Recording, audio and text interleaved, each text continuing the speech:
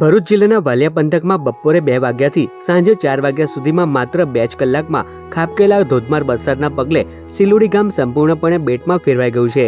ગામમાંથી પસાર થતા કોતરના પાણી અચાનક 10 થી વધુ ઘરોમાં ઘૂસી જતા ગ્રામજનોમાં ભારે અફરાતફરી અને નાસભાગ મચી જવા પામી હતી। પૂરની સ્થિતિ એટલી ગંભીર હતી કે લોકોને પોતાની ઘરવખરી બચાવવાનો પણ સમય ન મળ્યો। વાલિયાના સિલુડી ગામમાં આગ ફાટવા જેવી સ્થિતિ સર્જાતા મોટા પાયે નુકસાનના અહેવાલ છે। પૂરના પાણીના પ્રવાહના કારણે ગામના એક મકાનમાં ભૂવો પડ્યો હતો। સૌથી મોટી દુર્ઘટના ગામના સ્કૂલ ફળિયામાં ઘટી, જ્યાં ભારે વરસાદના કારણે 2 મકાનોની દિવાલો ધરાશયી થઈ ગઈ હતી। જો કે સદનસીબે પરિવારની સતર્કતાના કારણે દિવ્યાંગ વૃદ્ધા સહિત પરિવારના 7 લોકોનો આબાદ બચાવ થયો છે।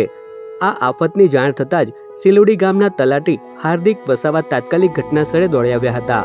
તેઓએ ઉચ્ચ અધિકારીઓ અને મામલતદારની ટીમનો સંપર્ક કર્યો હતો। તંત્ર દ્વારા યુદ્ધના ધોરણે બચાવ કામગીરી શરૂ કરી પૂરના પાણીમાં ફસાયેલા આશરે 50 જેટલા લોકોને સુરક્ષિત રીતે ગામની સરકારી શાળામાં સ્થળાંતરિત કરવામાં આવ્યા છે। હાલમાં આ તમામ અસરગ્રસ્તો ભારે હાલાકીનો સામનો કરી રહ્યા છે અને સરકાર પાસે તાત્કાલિક આર્થિક સહાય અને મદદની માંગ કરી રહ્યા છે।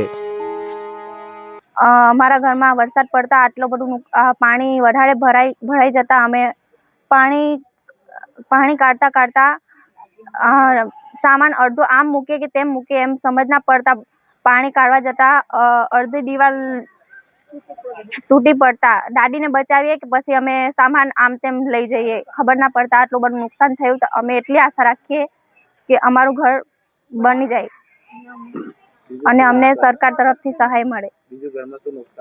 અને અનાજ પાણી એવું કશું નહીં, ડોક્યુમેન્ટ અને બધું ભીનાઈ ગયું। અમે સરકાર તરફથી એટલી આશા રાખીએ કે અમને અમારું બસ જીવનની જરૂરિયાત આમ નુકસાન થયું એ મળી જાય।